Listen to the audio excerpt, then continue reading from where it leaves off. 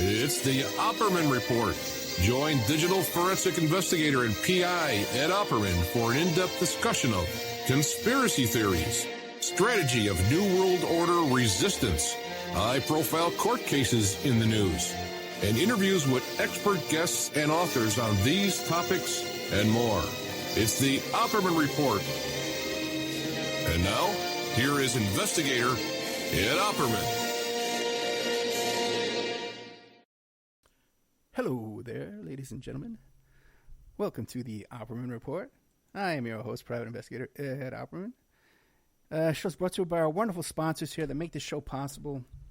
Guys like cartking.com, that's cart-king.com, 877-986-7771. If you've ever thought about going into the mobile cart or kiosk business, you want to sell coffee, food, or souvenirs, whatever, indoors or outdoors, carts or kiosks, go to their website, cart-king.com. You check out the different designs. They'll custom build it for you, custom design it for you, then ship it worldwide. Good old Pure Soap Flake Company. I just got my samples at puresoapflake.com. I've got a bar soap and some laundry soap. It's working out great. As a matter of fact, we go swimming every day, you know, over here at the Opperman Report. I love to go swimming in the public pool, in the rec center. It's nice and cheap. And, you know, use that towel every day. You get that chlorine smell in the towel. I started using this soap, Pure Soap Flake Company, and we don't have that chlorine smell in the towels anymore. So I know this stuff works, man. The bar soap feels great all over your body. PureSoapFlake.com. They're proud members of the Handcrafted Soap and Cosmetic Guild. If you didn't know that, you can contact them at 218-568-2525. You can buy the soap at PureSoapFlakes.com, GreenHome.com, or Amazon.com. AlmightyGold.com. Gold. You want to invest in gold? You go to almightygold.com. You don't have to buy an ounce of gold. You can buy 1/10 of a gram of gold. A little $6 you can invest. They got a cryptocurrency backed in gold. You want to invest in gold? You want to be in a gold business? You want to be a goldeneer? A gold millionaire? You can make a commission on every little bit of gold you sell from your link or your website, your Facebook page, whatever. Contact us at almightygold.com. Almighty Gold. All these sponsors, too, are all really nice people. They're all really cool, and they all support the show, and they're good people, and we should support them as well. Even just visit the sites would just be great, you know, just because every time you click on a site, you know, it increases their ranking, and it makes them more relevant, and Google lists them higher in the rankings. So just visiting their sites to help. EmailRevealer.com is adoption investigations, infidelity investigations. We can trace an email address back to online dating websites, catch them cheating online, locate or identify somebody from an email address. Somebody owe you money, back child support. We can locate that deadbeat for you. We can find out where he works, help you with an income execution, and help you collect on that judgment. EmailRevealer.com. One. Okay, our guest today is Norma Jean Almodovar. Okay, and she runs a website called Police, Prostitution, and Politics. Written a couple of books. A Cop to Call Girl came out in 1993, and in 2006, Porn Stars, Radical Feminists, Cops, and Outlaw Whores, The Battle Between Feminist Theory and Reality, Free Speech, and Free Spirits. You might remember Norma Jean Almodovar because she's ran Coyote. And she's been, we were just talking before the show, on Phil Donahue, Geraldo, all those old shows. What was that guy? Jerry Springer. And Morton Downey Jr. So she's in all, but now she's on the Opperman Report. So this is where it all ends. This is where you wind up. Norma Jean Almodovar, are you there? I'm here. Thanks, Ed. And yes, all those old time shows. And gosh, it's like in the past few years, I've tried to not do any shows, although I will do one like yours if asked. But it's like, I've got so many things that I'm working on in addition to taking care of my disabled husband. I'm working on 3 different books, doing the research, and, of course, keeping my website with all the current statistics that I get from the FBI. But I've been a long-time sex worker rights activist since I left the LAPD in 1982. I was there for 10 long, miserable, horrible years in which I witnessed so much corruption and so many things that just really upset me, because I went on the LAPD thinking these guys are heroes, and I'm so glad to be a part of this. Now, back in the 70s, women were not police officers. on the LAPD. I was a traffic officer, so I was a civilian, but I was assigned to work at nighttime with the cops. I was in the roll call. I drove a police car, and I answered radio calls. And Yeah, so but I bet you had to wear a basically, skirt, I right? did everything cops did, except that I didn't carry a gun. And so there I was out there, this tiny little 5'4", female in a uniform and driving this big old honking big car. And I saw all of these things that were going on with my colleagues there, the sworn officers, and I'm like, whoa. So it took me 10 years, though, before I finally had enough, and I said, okay, look, I don't care what I have to do. I'm just leaving, and I'm going to do something else, and I'm going to make a statement. And so, I met a couple of call girls when I was on the LAPD, and the irony is that the cops and the call girls had a really kind of interesting relationship. There was one cop who was married to a call girl, and he used to take her to work in his patrol car. And I knew that the cops and the street prostitutes also had kind of a relationship, because the cops would take them up to Griffith Park in Los Angeles and have sex with them and then release them. And as long as they were giving the cops sex, money, and information, the cops didn't care that they were engaging in prostitution. So, and I knew that they didn't really arrest the call girls. So when I decided what I was going to do after I was injured in my last accident, I had 3 accidents when I was on duty, and it was April 18th, 1982. I was hit by a drunk driver in a stolen car with stolen property, and I decided, okay, that's it. I'm not going back, and I never did.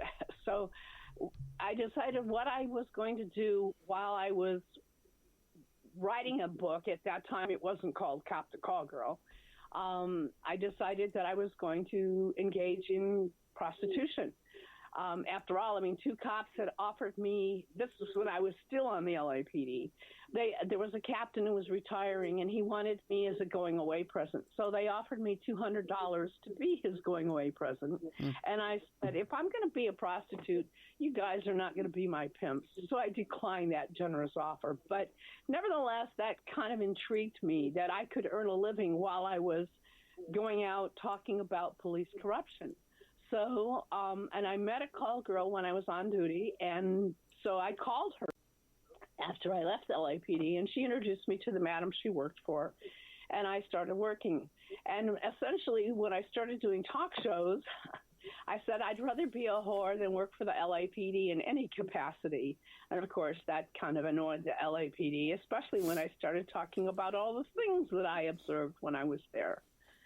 And one thing led to another, and so basically after they found out I was writing this book, and they set me up and arrested me and charged me with trying to fulfill the fantasy of my then friend Penny.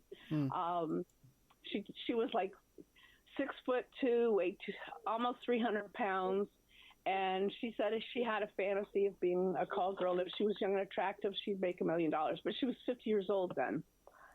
So anyway, they had recorded our conversation. They charged me with 1 count of pandering when I told her about my friend Harry, and that I would, if she wanted to see what it was like to be a call girl, because she said that was her fantasy.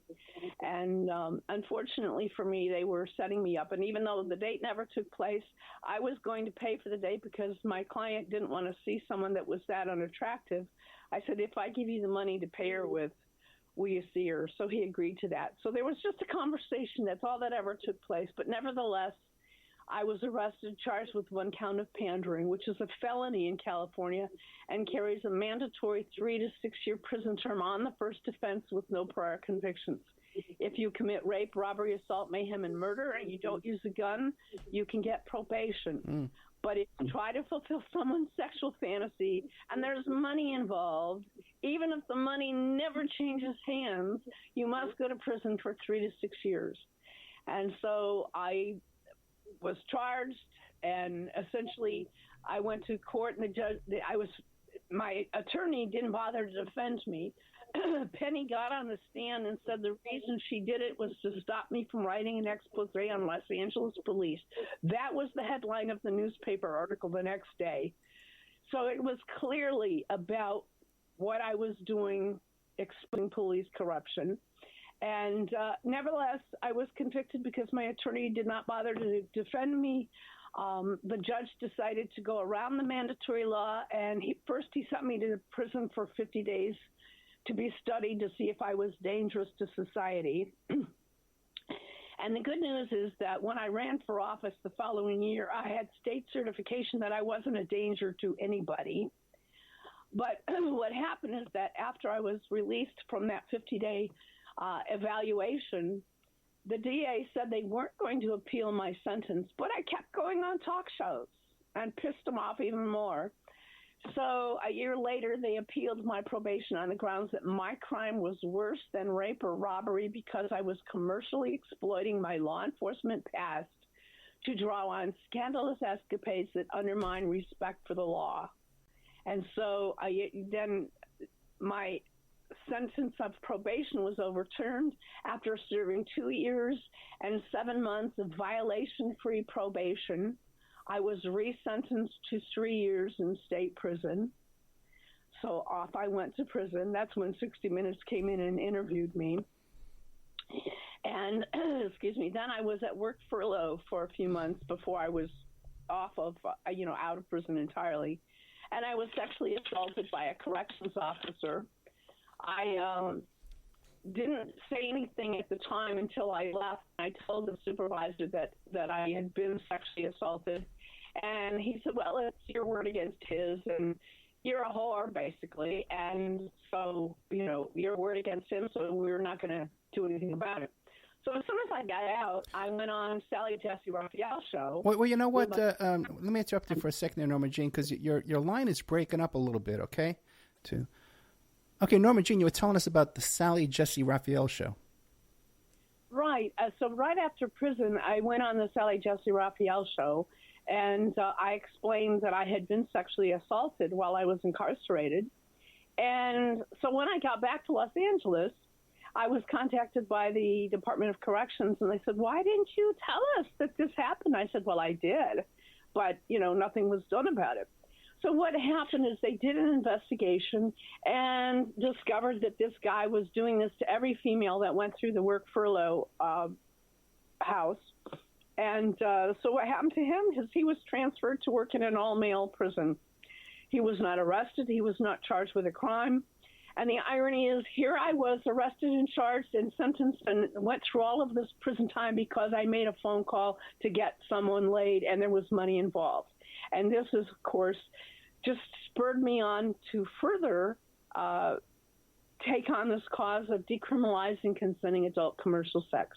And that's where I am today. I'm still an activist. I still fight for the rights of sex workers. I don't work in sex work anymore. I haven't in many years because I'm an old lady now, but that's what I do.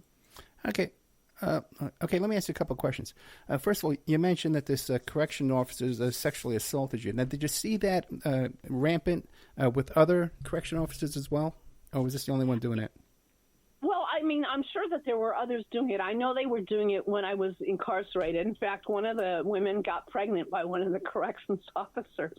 But when I was incarcerated, before I went to work furlough, most of the corrections officers stayed as far away from me as they could because nobody believed that I was there for the alleged crime that I was supposedly sentenced for. And so, because the guards were doing drugs, the guards were selling drugs to the inmates. And when I was transferred from California Institute for Women, which is where the Manson family were, and I met them, and I was transferred from there to the California Rehabilitation Center because I wasn't a high security inmate, so they could put me in a lower rated facility. And then when I left, 17 corrections officers were marched off the yard and charged with drug trafficking. And so now I'm at the other facility, and the guards there thought that it was my fault that I had turned them in or that I had spied on them. So the guards all stayed away from me. Okay, and also, too, you mentioned earlier that you were on all these different talk shows. Now, how'd you get on so many talk shows? Did you have a press agent?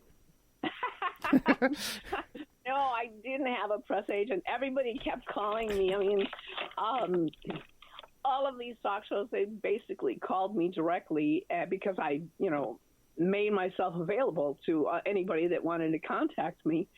And they said, you're such an articulate guest. And, and they said I had a sense of humor. So they all invited me on every show. Joan Rivers was great. I mean, I did like 6 shows with her. I did her New Year's Eve show, and that was really a lot of fun.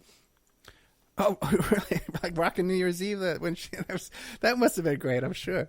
Now, you keep mentioning, too, all the corruption you saw when you were a cop. Can you give us an idea? What did you see? Well, first of all, the cops had a drug ring. They had a murder for hiring. The cops were having sex with female and male Explorer Scouts, some as young as 10 years of age. They were doing all kinds of nefarious activities. The burglary ring they had, because I worked mostly at nighttime when I was there. So what the cops did is they got a list of items, electronic items, for most of the burglaries that they committed.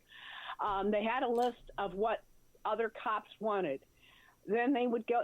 There was a electronic store on Vine Street in Hollywood, and this is what I knew from all the other cops doing this. They would go by the store. They would throw a rock, set off the alarm. Then they would go into the store. They would take out all the items that were on their list, put it in the back of the patrol car, and then call the alarm company. Well, the alarm company and the stores kind of got suspicious because the cops were always right there, right after the alarm went off. And so they contacted the FBI. And the FBI contacted Internal Affairs and said, basically, if you don't clean this up, we will. And so they caught all these guys, including Ron Venegas and Jack Myers and a few others.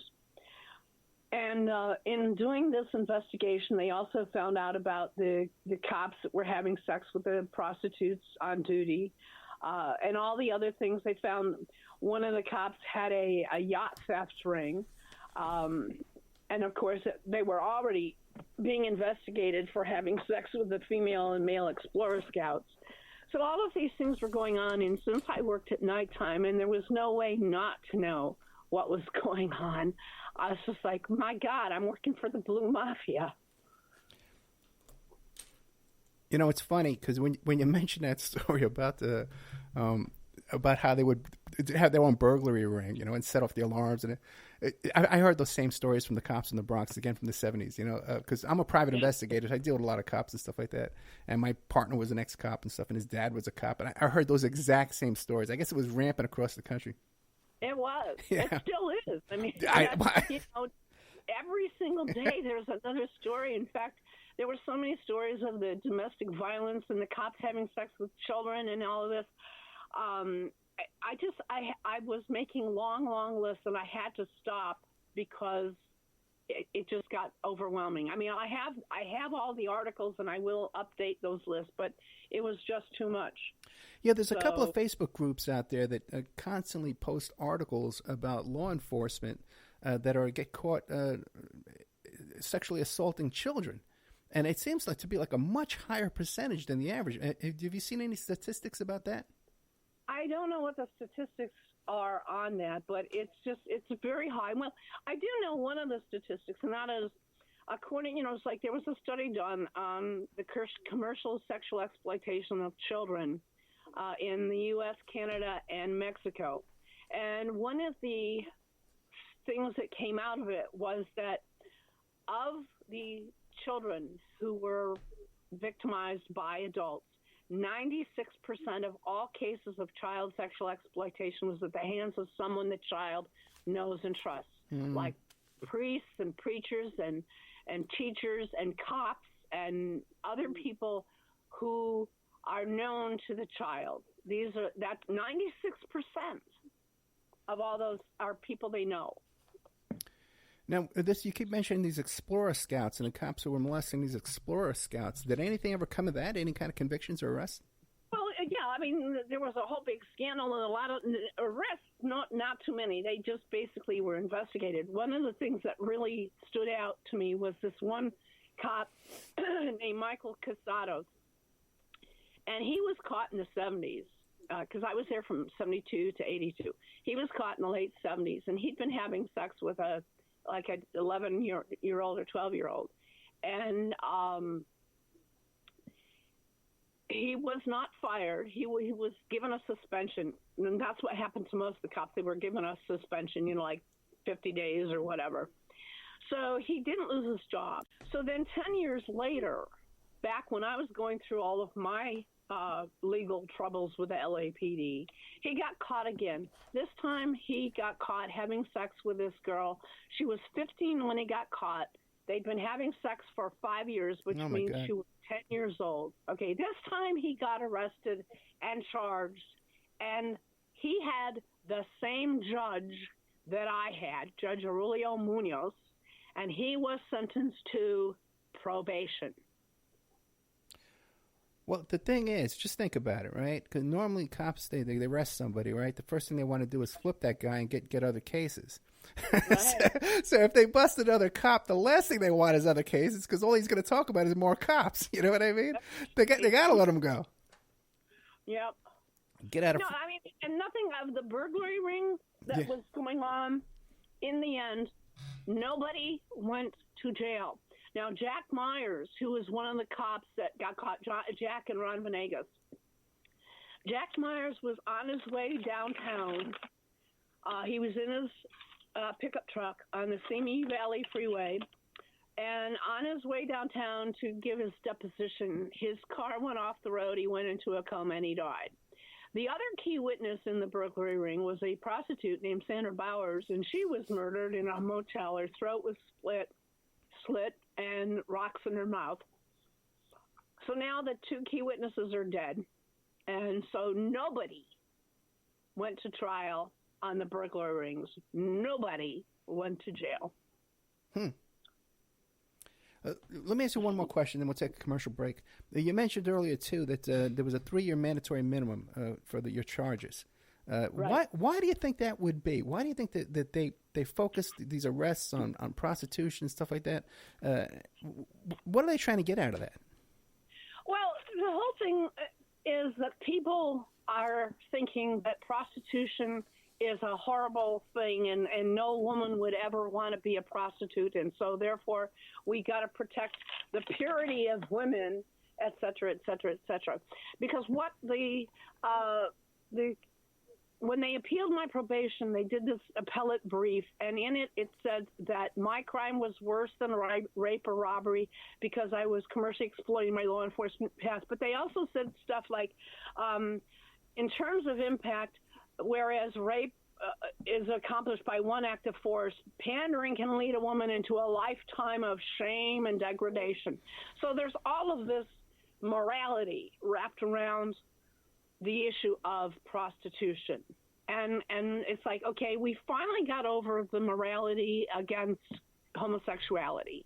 And now gays can marry, which is what they should have been able to do a long time ago. I mean, people don't have to like what other people are doing sexually. It ain't any of their business what other people do. And it's not their business if they sell something they can legally give away. I mean, I was a slut when I was on the LAPD before I got, aware of all the crimes that were being committing. I was having sex with all these cops. I was like, excuse me. I went from cop to cop to cop thinking one of them was going to,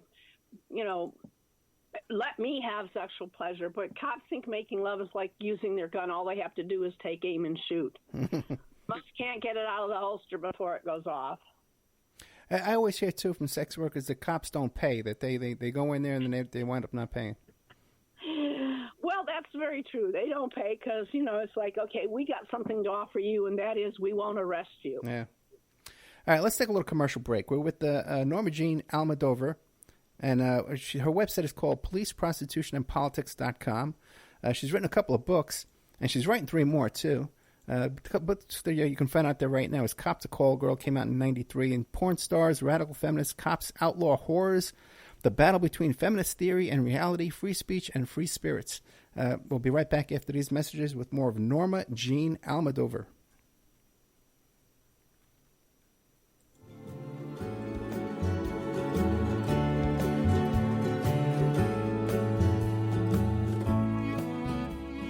And now a word from our sponsors. AlmightyGold.com. Get your gold in affordable quantities. 1 gram, 2.5 grams, 5 grams, no minimum purchase required. Why save in paper when you can save in gold? AlmightyGold.com understands it's difficult to afford gold in large quantities.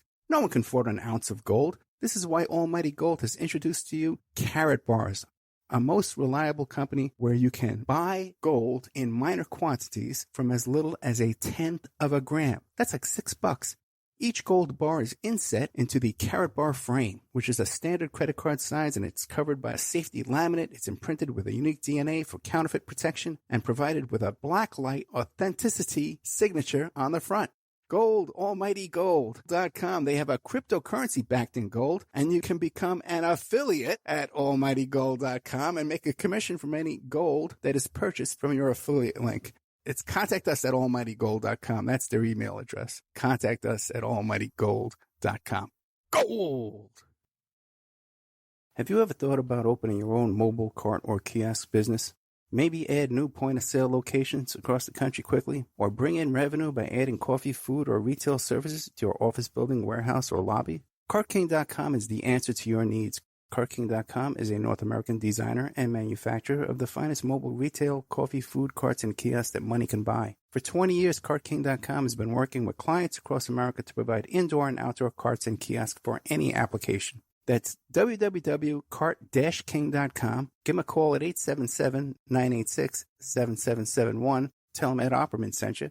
So you go to the website, CartKing.com, you check out their different designs and models. You pick out which design applies to your business. They'll custom design it for you, custom build it for you, and ship it worldwide.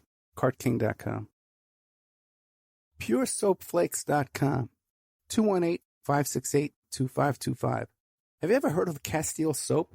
Pure Soap Flake Company handcrafts fine soap bars, laundry powder, and concentrated soap flakes using organic vegetable oils from their northern Minnesota facility.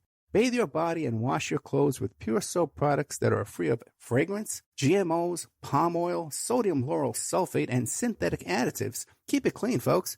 Pure Soap Flake Company products are kind to living creatures and sensitive skin, safe for drains and waterways, and work great in high-efficiency washers and top and front-loading machines. Order today at puresoapflakes.com, greenhome.com, amazon.com, or give them a call, 218-568-2525, 218-568-2525. Pure Soap Flake Company is a proud member of the Handcrafted Soap and Cosmetic Guild. It's the Opperman Report. And now, here is investigator Ed Opperman. Okay, welcome back to the Opperman Report. I'm your host, private investigator Ed Opperman. We're here with Norma Jean Almodovar. Her website is policeprostitutionandpolitics.com. Let's see, she's written a couple of great books here. Pull it up here. Wait a second. Before you talk about the books, yeah. The book I wrote was Cop to Call Girl. The other one is an article that's in a book. I've written a number of different articles and law journal articles, etc. But that is a chapter in a book. You know what? Whole book. I got lazy. I am writing 3 other books. I got to confess, I got lazy, and normally I would look it up on Amazon, but I pulled it up on your Wikipedia page. I apologize, but the big. I know, but don't worry about it. That Wikipedia page has some glaring errors, but you know what? I try to get them to change it. I didn't put up that Wikipedia page. They put it up. No, I got you. And it's almost impossible to make changes and corrections to Wikipedia. It is, especially when it's at their end, and they're the ones that do the page. You can't really go in and change it. So yeah, so many people are dying to get a wiki page, and then when you get one, it becomes a nightmare because you can't fix anything on there. Well, let me ask you a question here, because like I said, I'm a criminal defense investigator. I live here in Las Vegas, Nevada. So we have a high percentage of sex workers here, strippers and cam girls who do cams, escorts. You got the prompt down there, the brothels. Legal and illegal prostitution, porn. There's porn videos that take place here. I've known people who are in porn. Good friends of people in porn. Good friends of people that run an escort service. I worked for a woman that ran an escort service. My question for you, though, is it's my experience that these women, for the most part, there's a higher percentage of drug addiction. There's a higher percentage of domestic violence, of abuse, of sad lives where they're being used and taken advantage of, and general unhappiness. Now, I might be a little bit raw on this as I tell you this today, because just Monday, I lost a young girl, 24 years old, who had mental illness. She was declared incompetent by the courts, and every time they let her out of jail, she would wind back up with these pimps, these street pimps who fed her. She got hit by a car. What do you have to say to something like that? Well, first of all, if you decriminalize consenting adult commercial sex, all the other things that you're talking about as far as pimps, as far as those kind of pimps, okay, because you have to really look at how states define a pimp. But those kinds of things should remain illegal, just like domestic violence is illegal. You can't beat up your wife. You can't beat up your girlfriend.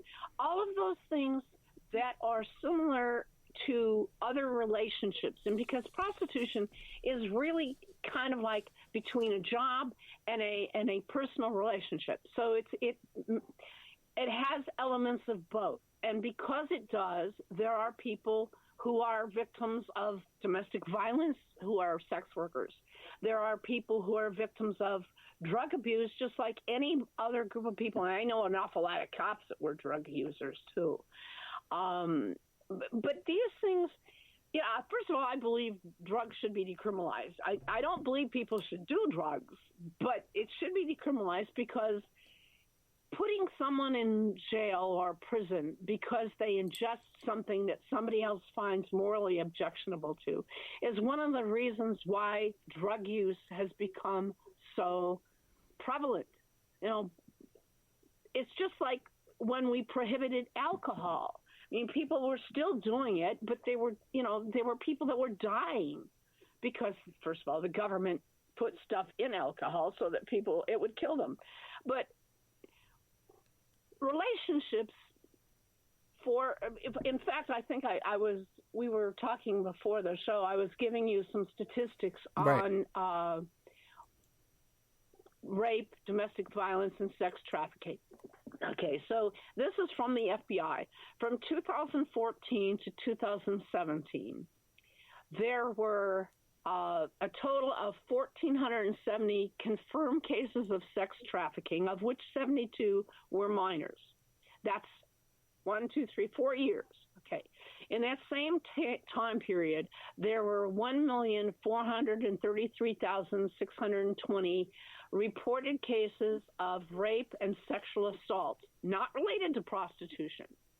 There were 4,552,110 incidents of domestic violence reported. Okay, so there's an awful lot of domestic violence that goes unreported, just like there's an awful lot of rape and sexual assault cases that go unreported. And surely there are cases of sex trafficking that go unreported. And hold on a second. Anyway, what we need to do is decriminalize all consenting adult commercial sex.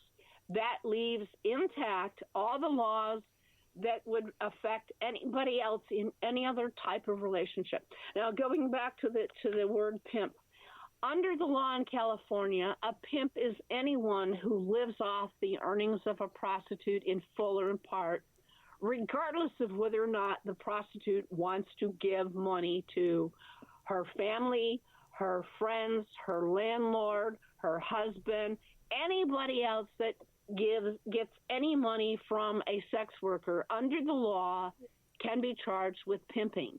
That means that I can't spend my money because I can't give it to anybody without turning them into a pimp. It also meant that when I was on the after I left the LAPD, I was still making payments on my car to the police credit union. And since I was sending them my prostitute money, under the law, the LA Police Credit Union was my pimp. Obviously, they didn't get arrested. But nevertheless, unless we change the wording of what constitutes a pimp, when people say we got to make sure pimps get arrested and go to jail, well, I don't want my family to get arrested. I don't want my landlord to get arrested. I don't want people to whom I give my money, although I haven't worked in years, but this is back when I was working, to get arrested and go to jail because I give them money of my own volition. So we have to make sure that when we have these laws that deal with these other issues, whether it's because there's a violent pimp, whatever else, if we take away every element except for the use of force, the threat of force, fraud, or coercion in the relationships between a sex worker and someone she may work for. The woman that ran the escort service under the law is a pimp. Under the law, that's pimping. I mean, Dennis Hoff. Yeah. I was going to ask you about Dennis Hoff because I knew Dennis Hoff. I had him on the show, and then he couldn't advertise, so he was always driving me crazy. He contacted me all the time, trying to get free press all the time, you know. But so now, I know. Yeah, I know. It was, the guy was a shameless self-promoter. If we don't change the way people define these things, then we're going to have problems. But yeah, I mean, there certainly are people who they have sad lives, but given the fact that they might not be able to find employment elsewhere, doing sex work is the ideal job for people who don't fit in. I mean, I know a lot of sex workers who are high-functioning autistic people because they don't fit in to a so-called normal job. Yeah, let me clarify my question for you a bit here, because I do know sex workers. I know a lot of models, fetish models. You know, and I know people. I got a friend right now who was in a porn business. She's been on this show too as well. Let's examine Dennis Hoff and the legal brothels down there in Pahrump and up north, in those bizarre counties. They have that. Now, do you promote that? Do you think that's the way it's run right now? I promote decriminalization, and it means that I think that if someone wants to work in a brothel, that should be one way that they can work, because certainly some people are better working under those kinds of conditions. I would never work in a brothel. I knew Dennis. He invited me up there. He wanted me to become a manager of one of his brothels. Yeah. I'm like, no thanks. I could never have worked in a brothel, and I certainly can't recommend just having a legalized system in which brothels are the only way somebody can work. When I was working as a call girl, I would be introduced to my clients by a madam. I had several madams that I worked for, because at 32, when I started working, and I'm 5'4", and I have red hair, I wasn't everybody's type. So I needed to have a lot of different madams that had a lot of different clients that I would be right for some of their clients. And so the madams that I worked for, none of them coerced me. I had one madam that I never worked for again because she sent me to see a client, and she had told him, or he had wanted a tall blonde. Well, I'm not tall. I'm not blonde. So when I got there, he was like really disappointed. And I called her up and I said, why did you send me to this man? And she said, well, he wanted somebody right away. And, just have him give you $500 and then, go away. And I'm like, no, I'm not going to make him pay for something, that he wanted and I'm not it. So I told him, I'm sorry, I can't stay. And I told her that I was never going to work for her again. And I never did. But the other madams that I worked for, they found clients for me. I knew in advance what the client wanted. I knew who he was. I knew where he lived. I knew what work he did. And so it was very safe for me to work that way. Now, nowadays, of course, there's an awful lot of women who advertise on the internet, and they're brilliant at it because they do their own research on the guy. They can go to verify.com or one of the other websites that you can verify who someone is. And that gives them the ability to work when they want to, see whom they want to, and confirm that the person that's calling them is who they say they are. And that's another way that they can work. So there's just a lot of different ways that sex work can be done and should be allowed to be done, and not just brothels, which are, as far as I'm concerned, I don't like working in an office, and I sure wouldn't like working in a brothel. Okay, but what we have right now, this version of legalized prostitution, I think Nevada's probably the only state. Is Nevada the only state that has this? It's the only state that has it, but right now we've got a number of other states that are working on decriminalization. We just had some of my colleagues, and one from New Zealand, where they have complete decriminalization. She came and testified before the House Committee in Rhode Island. We have Decrim New York. We have another group up in New Hampshire, one up in Colorado, and hopefully California soon that I'm a part of, to work on decriminalizing consenting adult commercial sex and all ancillary activities that are consensual. And those are the operative words. It has to be consensual and adult. Okay, but here in the only place in the United States where we have legalized prostitution is here in Nevada. And this model that we have right now, like I can tell you from firsthand experience, and I've been down to those places years ago. I went down there. But the thing is, and it's an unhappy place in my opinion, but the thing is too is, sure. I know. Yeah, I wouldn't want to work there. Yeah, right. And especially with the kind of people that run these places too. There's a lot of corruption. There's a lot of But also too, and this is the only model we have of legalized prostitution. But also, too, you read in the paper every day, and I come into contact with these girls. They go down there. It's their last chance. It's their last hope. They're trying to, get their life together. A lot of them go down there with issues.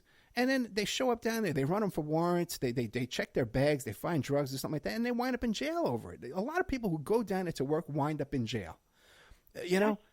Or... Yeah, well, decriminalize drugs, gambling, and prostitution. And then you won't have that. I mean, should people be doing drugs? No, but should they drink alcohol? No, I don't drink. I don't smoke. I don't do drugs. I'm like the squarest whore you'll ever know. And the thing is, too, is I agree with you that we have to come up with a better model for this. Because, like I said, the girl who just died this week, who was a dear young girl, had no chance. She was being trafficked.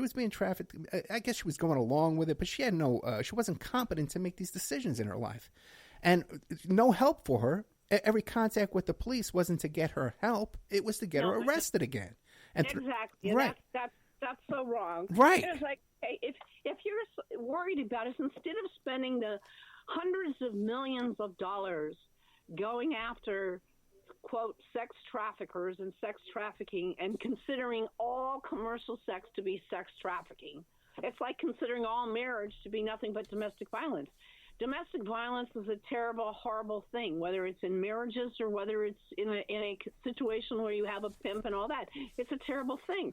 But we don't presume that all marriages are rife with domestic violence, and we don't go out and arrest husbands if they haven't beat up their wives. We don't say, the solution to this is to ban, end the demand for marriage in order to stop domestic violence. But that's what we say for prostitution. We say, let's end the demand for prostitution in order to stop sex trafficking.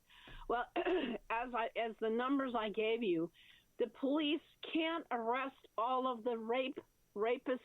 They don't even pursue most of the rapists. And that's another statistic that you can find on my website. And that's how many unsolved rapes and sexual assaults there are. Let's see, I will tell you in just 1 second. There we go. Hold on. From 1991 to 2017, there were 7,400,346 reported forcible rapes and sexual assaults, of which the police solved 9.6%, meaning that from 1991 to 2017, there were 6,689,226 unsolved reported rapes and sexual assaults. Now, if the cops can't arrest a rapist where there is a victim who actually asked for help, why is it they can go out and arrest the clients of sex workers against whom no report of victimization has been given? How is that possible? Well, I suppose the motivation is, first of all, it's an easy bust, right? It's easy to see when we're walking down the street and having a conversation. And then hopefully you get some kind of informants. You develop informants through which...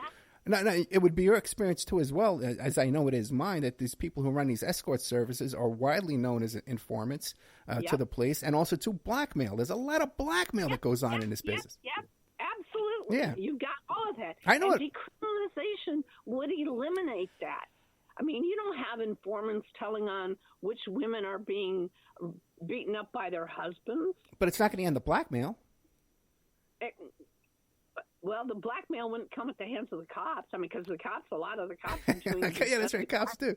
But these madams, they're a lot of them, their main business, these pimps and these escort services, their main business is more blackmail than prostitution.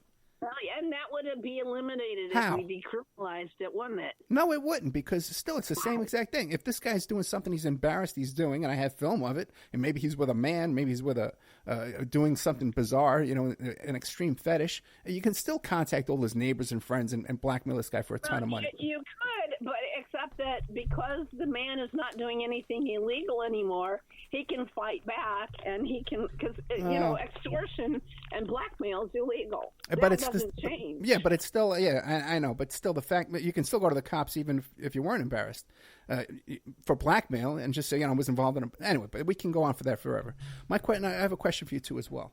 Now, when you were involved in this lifestyle, how about regular relationships with men? Were you married, have a boyfriend? I've been with my husband for 43 years. Okay. We met when I was on the LAPD. Okay.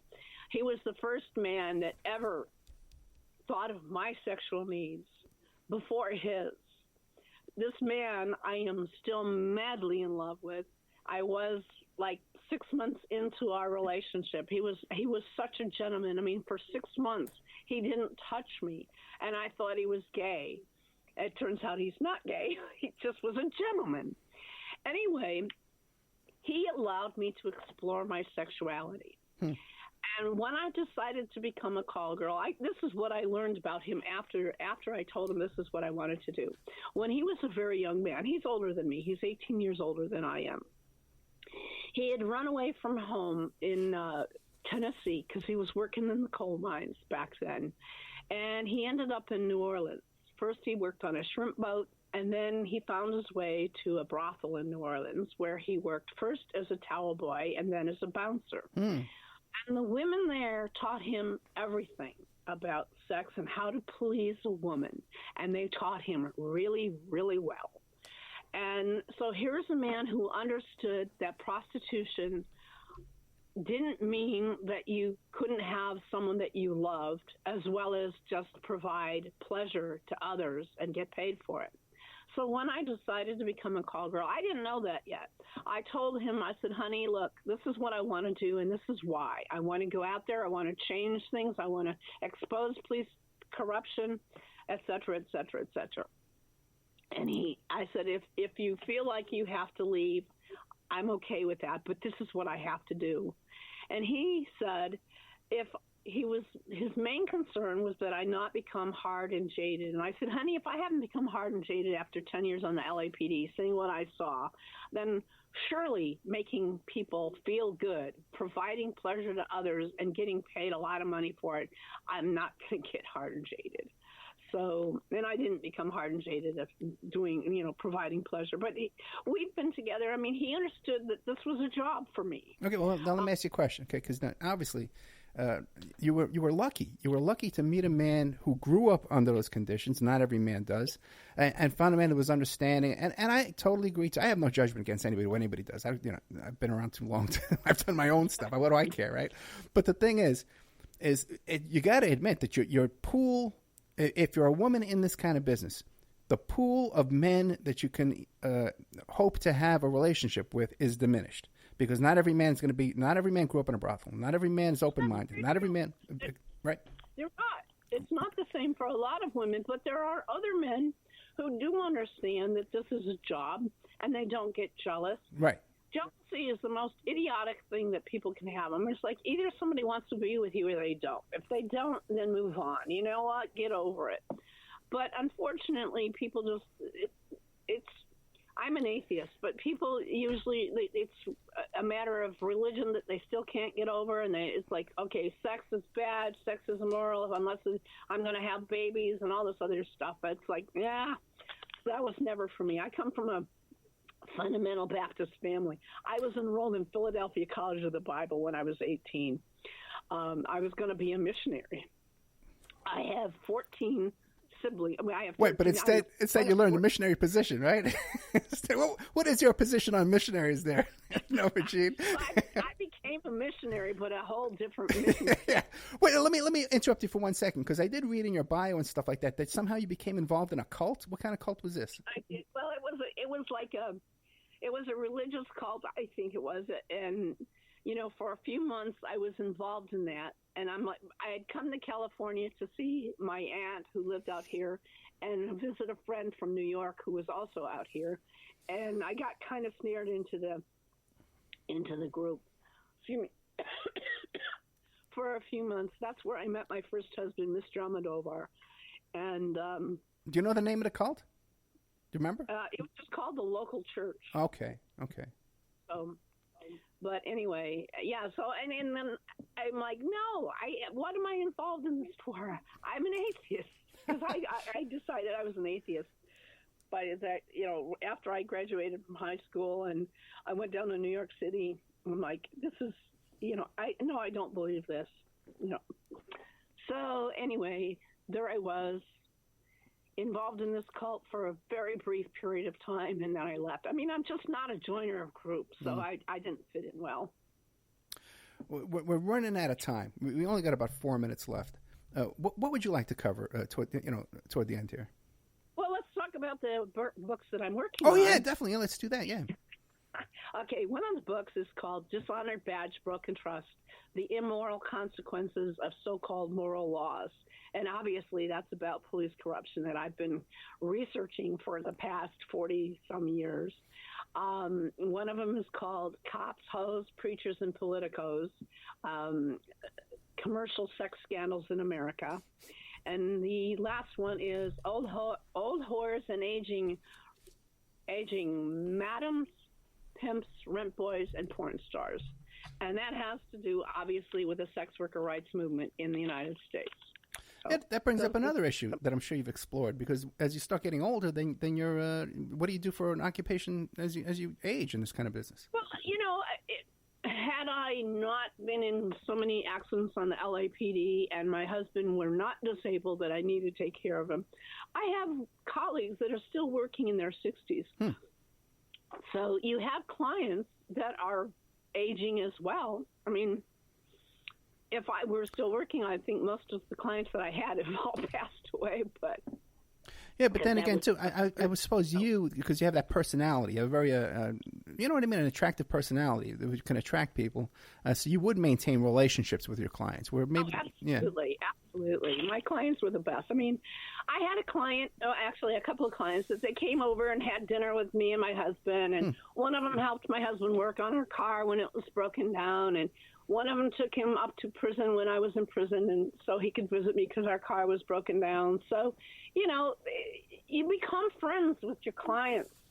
And, it's like, thank goodness they still understood that business is business and friendship is a different thing. So they never crossed the line from one when one was in play versus the other.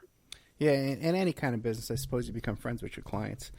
Absolutely. Norma Jean Almodovar, thank you so much. You are a delight. Okay. And by the way, too, the audience should know, too, she just had out of the doctor's office and stuff like that. We had to postpone this a couple of times. It was such a sweetheart to come on the show here and give us his time. I can't thank you enough.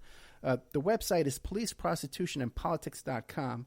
And one book, don't get me wrong, I'm not going to mess this up again. There's one book, Cop to Call Girl, that you can find that on Amazon.com. We'll put up a link to the Opperman Report bookstore. Norma Jean, thank you so much. My pleasure. Thank you for having me. Have a good day. This was a pleasure. I really enjoyed this. Thank you. All right. Bye-bye. Okay, so they have a Norma Jean Amador from Cop to Call Girl. And one of our other guests we had on the show here, friend of the show, Ricardo, is friends with her too, and he recommended her several times. Real sweetheart. And she just, again, doctor's appointments this week. She's had some medical issues to deal with, but still kind enough to come on our show. I can't thank you enough. It's kind of funny, too. She mentioned how, you can't have jealousy. You can't be a sex worker and be involved in a jealousy relationship, which is, in reality, I've known so many strippers in my life. And these girls, they live off of jealousy. They love making guys jealous. And if you're not jealous, they will bend over backwards to try and make you jealous. But, what are you going to do, right? Okay, let's put a little commercial break here, and we'll get right back.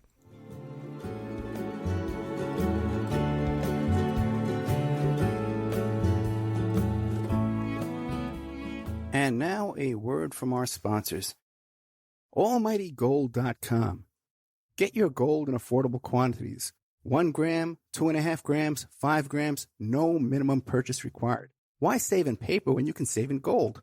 AlmightyGold.com understands it's difficult to afford gold in large quantities. No one can afford an ounce of gold. This is why Almighty Gold has introduced to you Carat Bars, a most reliable company where you can buy gold in minor quantities from as little as 1/10 of a gram. That's like $6.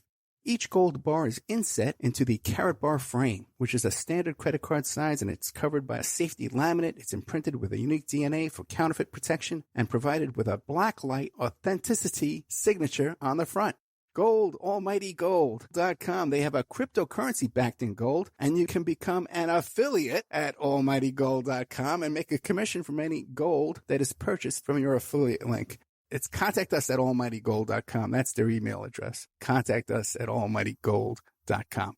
Gold! Have you ever thought about opening your own mobile cart or kiosk business? Maybe add new point-of-sale locations across the country quickly, or bring in revenue by adding coffee, food, or retail services to your office building, warehouse, or lobby? CartKing.com is the answer to your needs. CartKing.com is a North American designer and manufacturer of the finest mobile retail, coffee, food carts, and kiosks that money can buy. For 20 years, CartKing.com has been working with clients across America to provide indoor and outdoor carts and kiosks for any application. That's www.cart-king.com. Give them a call at 877-986-7771. Tell them Ed Opperman sent you. So you go to the website, cartking.com, you check out their different designs and models. You pick out which design applies to your business. They'll custom design it for you, custom build it for you, and ship it worldwide. cartking.com. PureSoapFlakes.com. 218-568-2525. Have you ever heard of Castile Soap? Pure Soap Flake Company handcrafts fine soap bars, laundry powder, and concentrated soap flakes using organic vegetable oils from their northern Minnesota facility. Bathe your body and wash your clothes with pure soap products that are free of fragrance, GMOs, palm oil, sodium lauryl sulfate, and synthetic additives. Keep it clean, folks. Pure Soap Flake Company products are kind to living creatures and sensitive skin, safe for drains and waterways, and work great in high-efficiency washers and top and front-loading machines. Order today at puresoapflakes.com, greenhome.com, amazon.com, or give them a call, 218-568-2525, 218-568-2525. Pure Soap Flake Company is a proud member of the Handcrafted Soap and Cosmetic Guild. It's the Opperman Report. And now, here is investigator Ed Opperman. Well, welcome back to the Opperman Report. I'm your host, private investigator Ed Opperman. I want to thank our guest, Norma Jean Almodovar. Police, Prostitution, and Politics is her website. One of her websites. If you Google her name, Norma Jean Almodovar, let me spell it for you. It's Almodovar, and her book is called Cop to Call Girl. I hope I wasn't too rough on her, but I got to tell you something. This is really raw in my life this week. I'll be talking about it Friday evening on my live segment. I've been telling people about the young woman who I was declared mentally incompetent. Every time she went back out on the street, she'd be getting pushed back out into prostitution by these pimps. She wasn't competent to make these decisions, and she turned up dead this week. We found her. I got a call Monday. Some kind of a gun accident or accidental firing or suicide. We don't know what it was at a gun range down in Yuma, Arizona. We have no idea what the details are yet, other than she died at this gun range from a gunshot wound. And there's no way this woman should have been 100 feet from a loaded gun. I described to you my experience with this woman. 24 years old and she's gone. I was crying before I did this show. I was crying before the interview, not making that connection between this young girl who was, I guess, in some respects, willingly involved in sex work, but again, too, I had no other choice in other areas, and brutally addicted to drugs and just suffering in every possible way. I've seen her at her worst. So I can't, and I know the way these brothels work down there in Pahrump. They're not. This is not a healthy place. It's not a happy place. They take advantage of these women. Again, too, there's a lot of women down there with mental illness too as well. I've seen this with my own two eyes, and so I didn't hope I wasn't too rough on Norma Jean Amadolver, police, prostitution, and politics.com, because she's maneuvered her way through this. She's navigated her way through this. And I know other women that have navigated their way through this, gone from porn stars to prostitution to running escort service, and this has made their life and made a successful living out of this. People I've worked for. So it can be done. But on the other hand, too, there's a tragic other side to this that has to be addressed. And the solution is not legalize this and legalize that, because there are predators out there that prey on this kind of stuff. She was lucky enough to have this relationship with her husband, but that's a diminished pool of men out there that are supportive in this, and the greater majority of men that are willing to enter in this kind of relationship are predators, are leeches, are users, and that's just a fact. I love you, Norma Jean, but I'm sorry, that's just a fact. Thank you so much.